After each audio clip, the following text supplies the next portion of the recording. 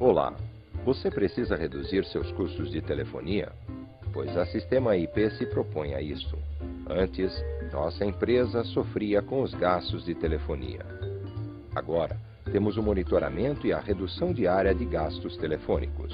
Você que é responsável pela empresa deve se perguntar como funciona a Sistema IP. Seus terminais telefônicos trabalham em paralelo e são conectados à central da Sistema IP.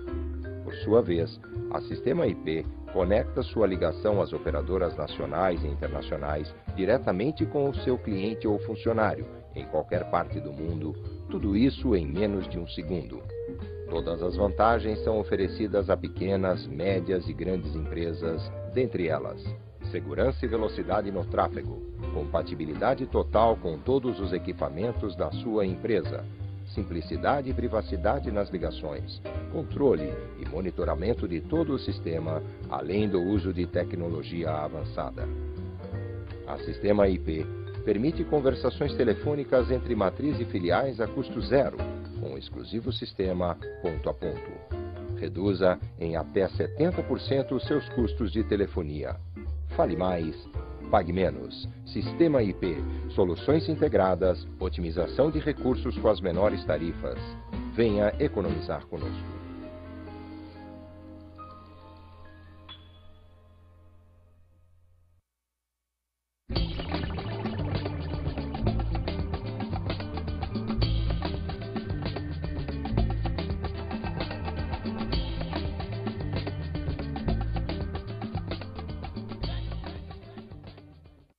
Oi pessoal, boa tarde, tudo bem?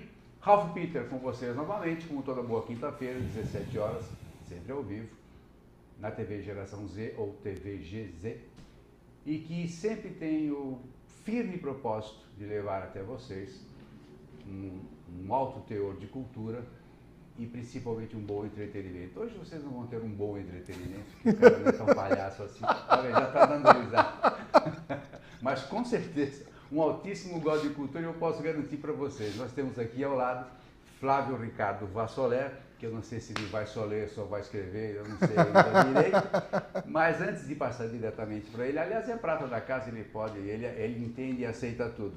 Eu quero agradecer mais uma vez a Roberta Carli e a sua secla amor Marcela, que sem as duas nós não estaríamos nos lares e nos computadores de vocês.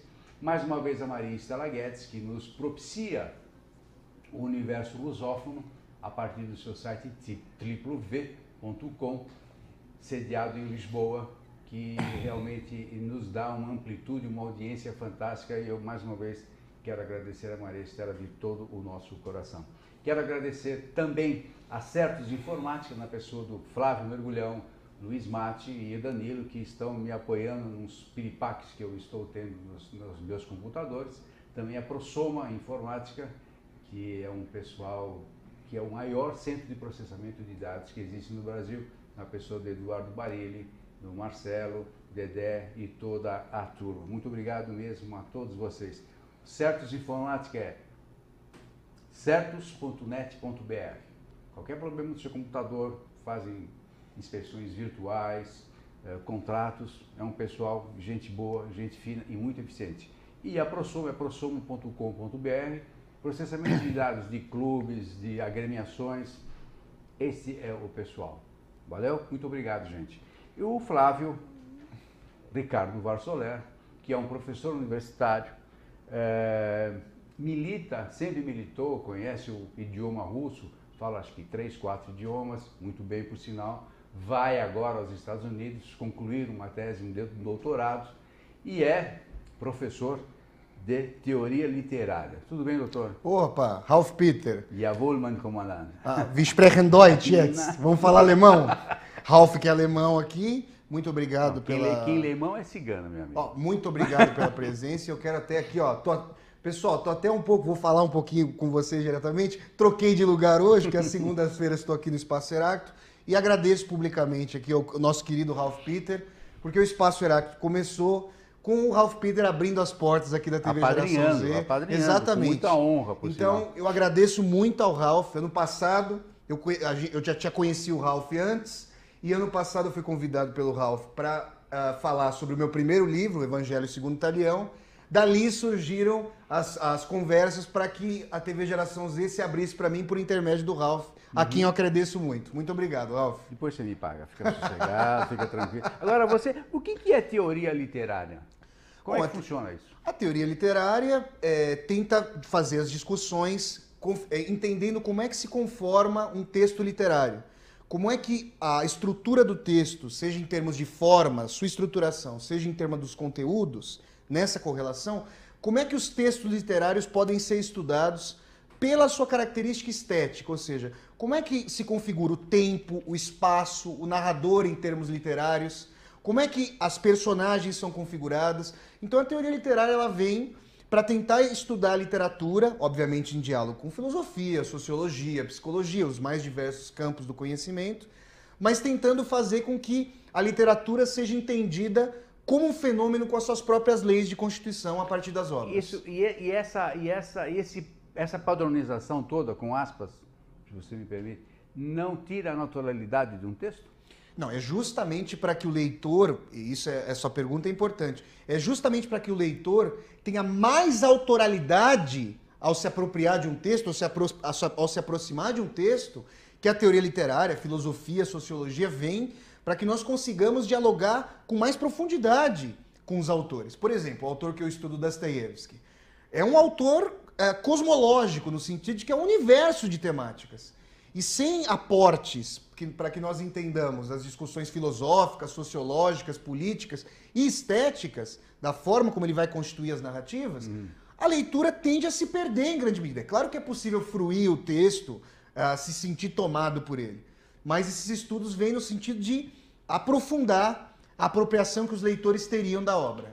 Beleza. Bom, você está aqui para lançar o teu livro, que aliás nem foi lançado ainda. Exatamente, exatamente. E seguramente a Roberta Carli deve estar mostrando já para os nossos pequinautas o teu livro. Esse aí que vocês veem na tela é essa capa do Tiro de Misericórdia. E olhando de repente parece uma capa meio pornográfica, mas não é. Na verdade, eu quero até falar, eu quero dar os créditos. Essa capa foi confeccionada pelo Eric Páscoa, ali o designer da editora Universos, pela qual eu estou lançando meu segundo filho literário. O primeiro ano passado, eu estive aqui, o Evangelho Segundo Talião, e agora o Tiro de Misericórdia.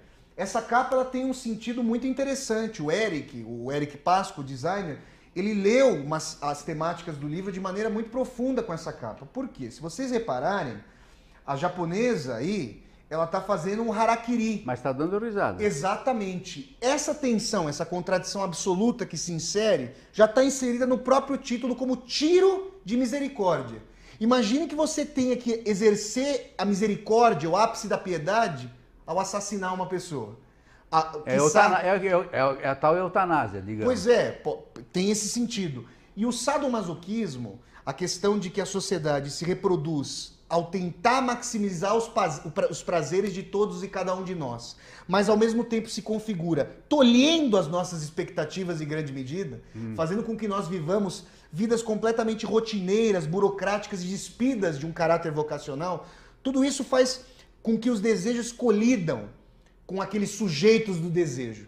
E sadismo e masoquismo, nesse sentido, se fundem. E essa capa, então, do Eric tem o sentido de fazer essa discussão que eu considero muito interessante. Vocês veem aí, é uma capa forte, obviamente, tem uma sensualidade nessa moça, claro. E ao mesmo tempo ela está se esvaindo em sangue e tripas pelo harakiri. Mas você não acha, eu espero que o Eric, que é xará do meu filho, me perdoe. Opa. Mas você não acha que você precisar explicar uma coisa que você vê não é tão palatável, ou seja, deixa de ser uma coisa para todo mundo?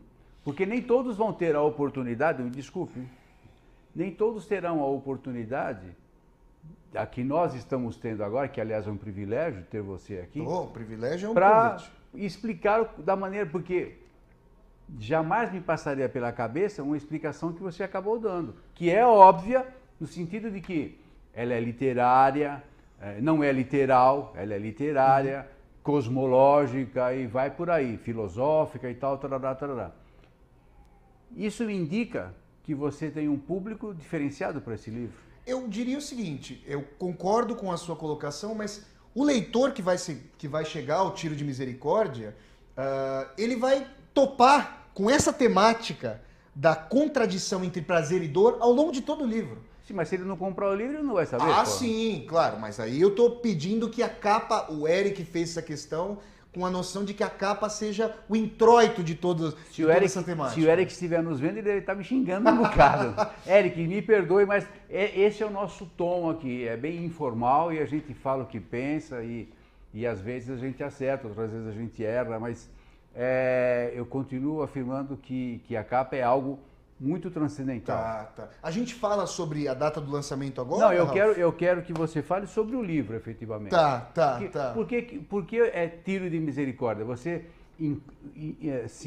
Você permeia pelas atividades soviéticas e qual é o fio condutor? Como se fala? O fio condutor. Tá. Olha, Ralf, eu diria o seguinte, assim como o Evangelho segundo Talião, meu primeiro livro, esse livro, o segundo, O Tiro de Misericórdia, também é um livro alquebrado. Ele é composto por uma série de ensaios, narrativas e aforismos, que são aquelas máximas curtas, em geral filosóficas, existenciais, perpassando uma série de temas. Então, o prefácio do livro, o prefácio que eu digo literário do livro, ele se passa ali nos escombros de Stalingrado.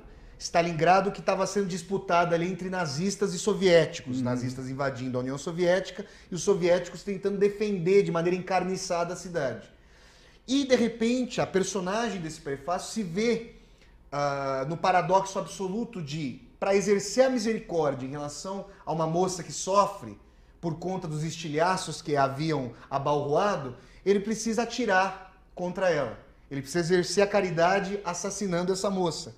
E ao longo dos ensaios, aforismos e narrativas do livro, essa temática da crítica social, da crítica ao atual sistema de reprodução social, a temática sobre a utopia, ou na verdade sobre as impossibilidades da utopia, como o século XX mostrou para nós com as experiências tétricas do socialismo real. E uma pergunta, uma hesitação sobre a possibilidade de transformação dos homens, transformação moral dos homens, evolução moral, essas temáticas rasgam o livro. E eu estou até me apropriando de uma leitura que o professor Daniel Puglia, do Departamento de Letras Modernas ali da Faculdade de Letras da USP, que se tornou até meu amigo por conta dessa relação com o livro, o professor Daniel escreveu o prefácio do Tiro de Misericórdia e vai estar presente no dia do lançamento para que nós possamos debater essas temáticas, porque o interessante é que o professor Daniel tem uma visão interpretativa do livro distinta da minha própria. Eu agora, me tornando leitor do livro, discordo dele em algumas questões e ele, por sua vez, discorda de mim. Isso vai ser muito rico para as pessoas que estiverem presentes ali no debate. Quando, afinal, que vai ser o lançamento? Se a nossa querida Roberta colocar ali os caracteres, o lançamento do Tiro de Misericórdia vai ser no dia 30 de agosto, um sábado. Não esse sábado agora, que será, se eu não me engano, dia 23, mas o próximo sábado, dia 30 de agosto, das 3h30 da tarde às 6h30 da tarde, na Livraria Martins Fontes, que fica aqui na Avenida Paulista, número 509, em frente ao metrô Brigadeiro. Obviamente que o nosso querido Ralf Peter está convidado. Com toda certeza. Para aqueles que estão assistindo ao Livros em Revista e para os telespectadores também do Espaço Heráclito, levarei uma vodka russa para celebrar mais um lançamento. A partir das 3h30 ela será aberta e às 5 horas, pessoal, começa a palestra, na verdade o debate entre mim e o professor Daniel Puglia, que é professor ali da USP, com a mediação da Thalita Mochiuti Cruz, que é mestranda em teoria literária lá pela USP e jornalista. Então esse debate promete, porque ele vai gerar tensão em relação aos pontos que o livro procura desenvolver. E, se você me permite, mais um detalhe. A Livraria Martins Fontes tem um estacionamento próprio, que se você adquirir o livro, o estacionamento é de grátis. Ok? E é interessante também, além do estacionamento que o Ralf menciona, fica bem em frente ao metrô Brigadeiro. Então quem chegar a Martins Fontes vai subir, vai adquirir o livro, sobe até o auditório onde eu vou estar, o lançamento vai acontecer no auditório, a gente vai bater um papo, fazer a dedicatória e depois esperar esse debate.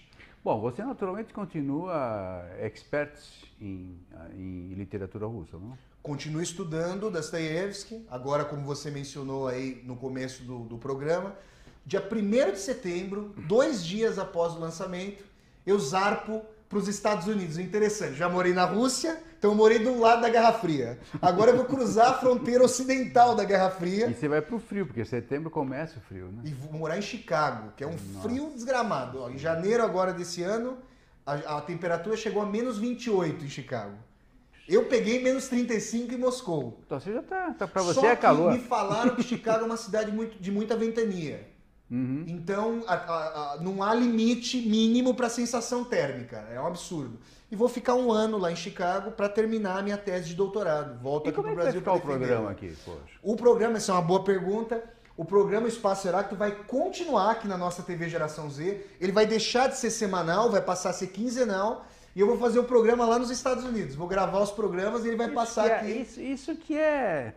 Bom, você é amigo do Marcelo, você pode fazer tudo, né? Aliás, batismo de Ralph Peter, quero mandar um grande abraço ao Marcelo Creyson, proprietário aqui da nossa TV Geração Z, que estará presente ao lançamento. Um grande abraço, Marcelão. Que todo mundo vai saber quem é, né? Bom, meu caro, por que o teu livro, pelo pouco que eu pude entender, faz uma crítica quase virulenta ao capitalismo? Uhum. Você é anticapitalista ou isso é uma prosa, uma atividade literária?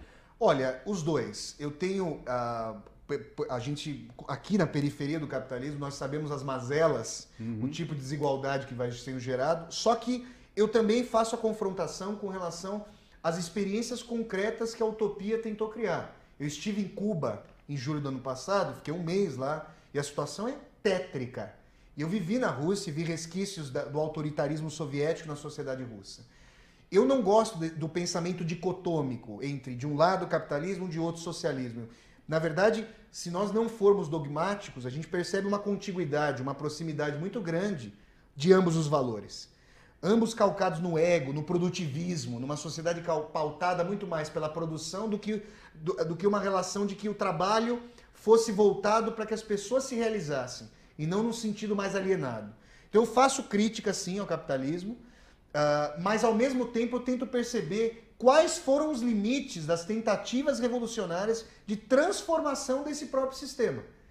Porque eu, pensando dialeticamente, utilizando esse movimento contraditório da literatura por meio do ensaio, nesse livro O Tiro de Misericórdia, eu tento aprender os vários momentos de contradição em que a utopia se enredou para transformar o mundo.